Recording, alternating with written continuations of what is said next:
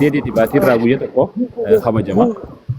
Mee yaada kanaan waan jettuun harmaloota kanaan warroota iddoo isaa jira warroota gizee harmallaa jaayeen aaruu jira. Firra warra sagatu jira. Mee yaada kanaan Ayya ballo lon dubbi bitte jirti beeta waan jaani dubbi itti nam dibne nuti harmallaalee gurguddoo tanarra waa laalladda waa baradda wanni ajjala tatteessaniif yoo waan baranne sammuu qofoo firaadhiisa waa baradda eega harmallooytaniillee harmallaa da'iifan ta'ina harmallaa waa nyaattu ta'a.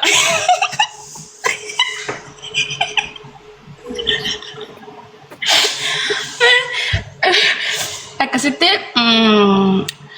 ammallee jaarsa keessan eegattee heerumtan akkuma balloon jettetti walumaan jiraadha. Rakkoo fi balloo isaa isin yoo wanni jejjeelle garuu dhalaan teenya hin danda'amtu beektaa nuti xiqqishuma jechuma xiqqishoota kanaan jennaan kutee bar carqii abbaa lamaanii qabu miikaa keessa kaadhee kutee waan akkasii firaadhiisa nuti gowwummaan nu baase hin beeyna jajjabaadhaa tattaa yeroo ni deemti urmiin ni deemti.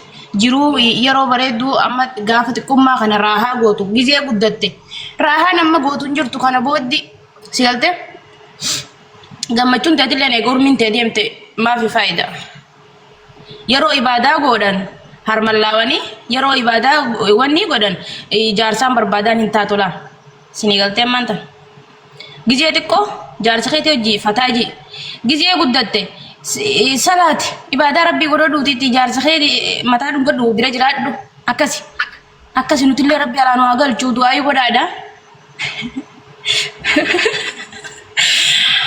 akkasi warri imma booni baanaa harmallaa tanatti idaanaa jettan ammoo harmallaa gaarii miti tattaa achuma tattaa nutti tolle eega baana isheenooyini akkasi harmallaa teenya jechuu ammoo harmallaa teenya Habiyya Arabaa keessattuu dhaamsa nuti isinii qabnu baga harmallooytanii rabbiitu isinii godhe waan ta'eef waan olirraa katabame wanti hundinuu warra nu booda akka harmallooyne garuu rabbiitu isinaa agaru hin harmallaa'ina maaliif harmallaan baatee waan isii fidaa jirtu takka nagarre nuti amma miliyeenaa olii warri biyya Arabaa keessa jiru garuu maatii teenya fayyadutti hin jirru if fayyadutti hin jirru kan fayyadu jiru allaa waa ala bira bumaa.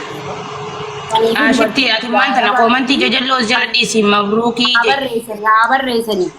Garuu biyya Arabaa kana jechuudha biyya dhufee arkee biitti Arabaadha dubartii dalagattu dubartiin biyya Arabaa dhugumatti dubartii onnee sibiilaati akkasumaanuu dalagaddu maatii tana tetira jijjiirii yoo ilmoo qabaattellee irraa qayyarii jechuu fudhate harmallaa xiqqoo fi harmallaan guddoon harmallaan xiqqoon immoo eegaa harmallooyteefu kalammadaa sun harkachuudhaaf yoo ilmoo hin qabaanne dalagaddooti dubartii jabduu ta'ii dubartii onnee sibiilaa ta'iti akkasitti waan dhagiyaa irratti jigi malee hunda kasin jaaladha sinjoo akkaanti siela kaayatu hin amanin yaabti yeroo nammaan tanaa teekinooloojiin babal'atee jira waan ta'eef ifee gaddu harmallaati jamaayitiin tanumaan siidhaama malee waan biraas hin dhaamu jechuudha.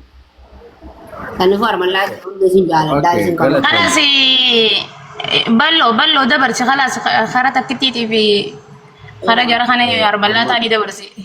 Amma galatooma duraan dursee itti gaafatamtoonni tokkoffaa fi lammaffaan harmallaadha galatooma. Amma karaa baddoo haaya barbaadde harmallummaa isii guddiraa.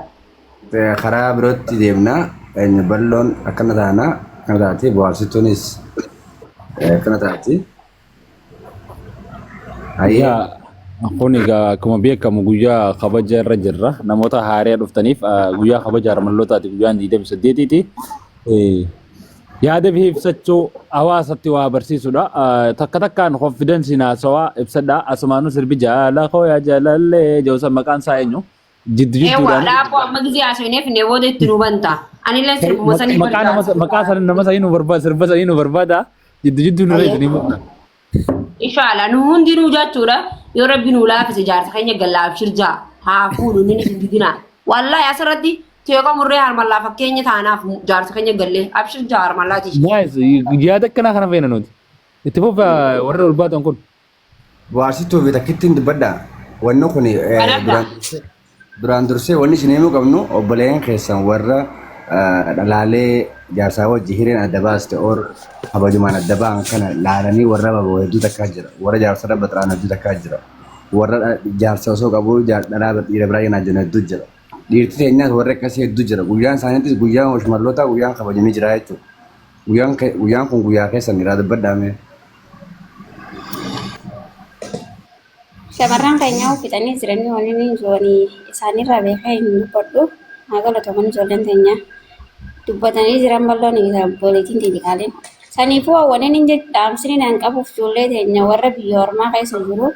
Baranummaa harmallummaa nuti jaalannee harmallaa hin taane dirqamni waan harmallaa nu godheefu saniifuu nuti itti boonnaan ammas carraa keenya rabbi nu haa tolchu. Alhamdulillah har'a fayyaa qabna. Kanaafuu obboleeyyan keenya hin sobobinaa mana arabaa keessa jiraattanii harmalloonnee harmalla deebinaa jettanii hin yaadinaa yoo bultii ijaarrattan bultii teessan jabeeffadhaa harka mirgaatiin qabadhaa jabeeffadhaa. Nutilleen akka harmallummaa tana keessaa nu baasee dabalii taanu du'aayii nu godhaan isin jechuu barbaada. Hundi keessanuu ammoo jajjabaadhaa biitti aramaa biitti ormaa biyya ormaati jabaadhaa keessaa baanee abshir gaaf tokko nuuf dabarti carraan kuni. Kanaafuu nuti jaalannee osoo hin ta'in dirqamaan nu godhu. Dirqamnee baane mana nuti jaalannee bultii keenya gaddisnee hin baane. Isinillee bultii isin jabeeffadhaa keessaan bahinaa wallaahi dhugaan isin hin baane. Keessaan bahinaa bultiin safaataan mana geenama jaaranii galgala diigan hin taane. Saniifuu bultiin tun waan safaataa kana laalanii miti. Jabeeffadhaa wallaahi. Bultii fi jaarsatti hojii jiraatanii ilmaan fi ol fuudhanii dhungachuun faayidaa gurguddoo safaatatti hin laalina dhugaa rabbii. Dhiira teenya sobina ammoo harmallaa akka teenyaati nuti dubreettanii hin sobinaa tarin isinii mul'ukuma jirtu san aatii ol baasaa hima. Maaliif yoo naan jettan baranummaa tana waan guyyaa keessaa si dhufe malee jaalattee ati harmallaa hin dhalanne waan ta'eef saniifuu ati itti ibsi itti himi maali obboleessa keeti barni ati obboleessa dhiiraa qabda waan ta'eef obboleeyyan keessan hin sobinaa. Isin warri fireendii keessaniin gisee janaa jantan nuti dubra qixqixii dubraatii maarreedhaa jettanii wallaahi hin jiru wanni kana dhugaa jirtu sanatti hima.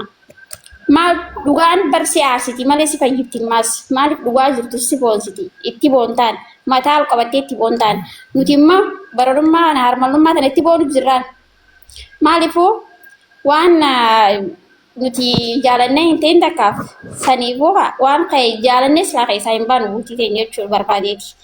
Nuti ol qabannee itti boonna isinilleen warri akka keenya mataa ol qabaddaa itti boonnaa nuti kun alaa akkanatti fataa inni itti jiraachuu jirra saniifuu as bahaadhaa akka keenyaatitti nu wajjin kun nuti harmallaa jaa himadhaa eegasii hoo bultii waliin jaarraga hundi keenya akkanaan isin jaa wallaan. Ayyee boorsitu itti deebii banadhu viidiyoodhaa haasee.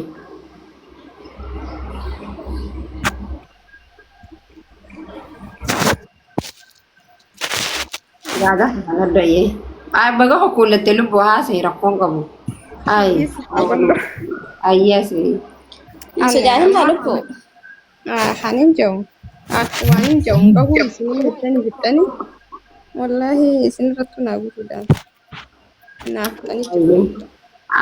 Shitti haa ta'u.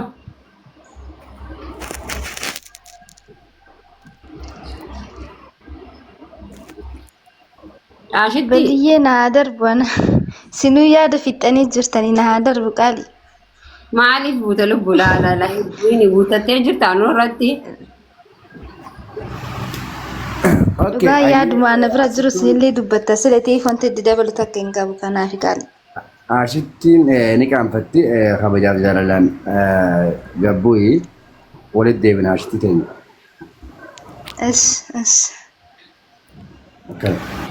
Walleen tun wallee yeroo duraatiif tajaajilalaati jedhanii namoonni naa barreesse mee isiniif hin tibanaa